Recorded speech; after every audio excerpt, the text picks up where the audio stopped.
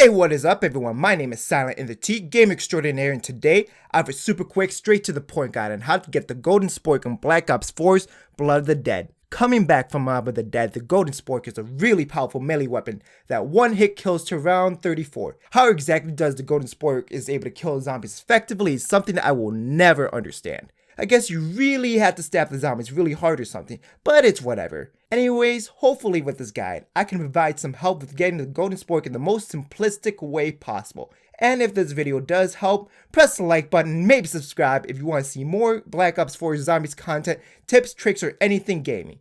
With that out of the way, let's load up and jump right in.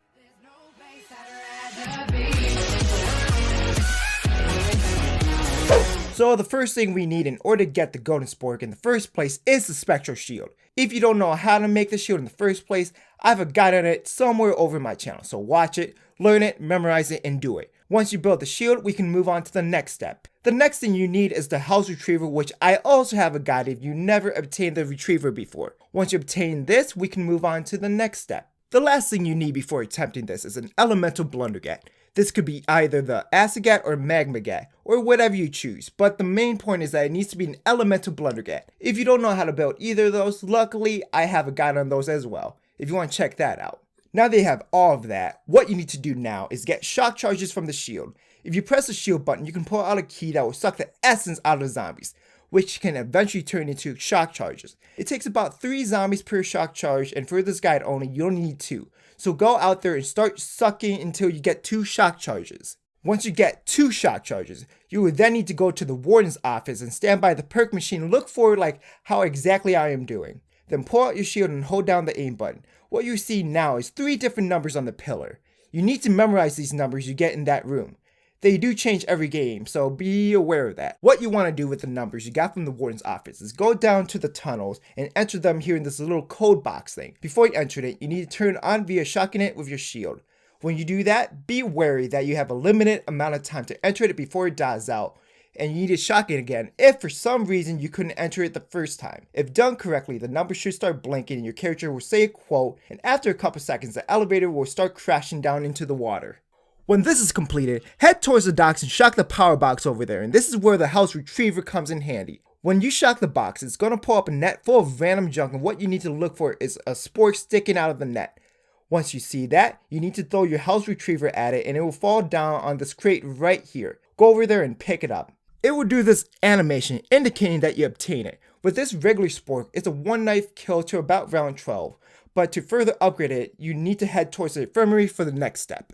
Once you head to the infirmary, go to this bathtub I'm showing you right now and interact with it. When you interact with it, you're going to drop your spork into the bathtub, and now you're ready for the next step. For this next step, you're going to need to have an Elemental Blundergat and get kills at the rooftop. It doesn't matter if it's upgraded or not, but it does make things a lot easier if you upgrade it, but it's doable if you don't.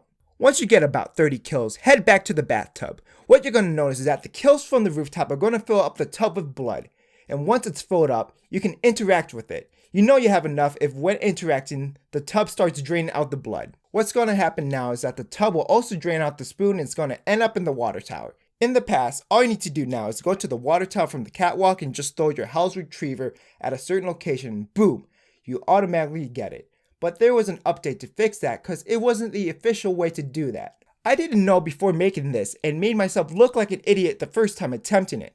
The real next step for this is you need to look for these golden plates on the water tower and shoot them off. There's going to be 4 of them that you need to shoot down. The way I do is I shoot one from the rooftop. Next, I shoot one on my way to the catwalk towards spawn. The next I shoot is in the middle of the catwalk.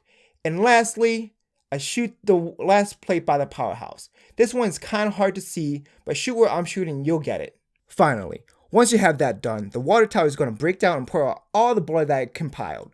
Your character will also say a quote to indicate that you've done this step correctly. And what you need to do now is head towards the middle of the catwalk and use your House Retriever and aim it at this little tree branch that's kind of glimmering.